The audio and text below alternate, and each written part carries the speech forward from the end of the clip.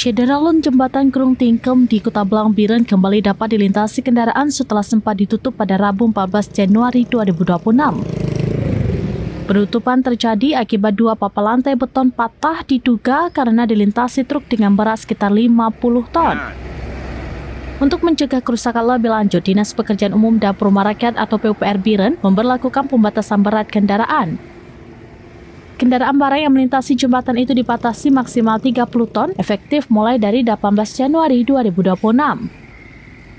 Petugas gabungan dari kepolisian, tentara, dan provos militer berjaga di lokasi untuk mengawasi lalu lintas. Pelanggaran aturan berat akan ditindak tegas dengan pemindahan sebagian muatan ke kendaraan lain di tempat.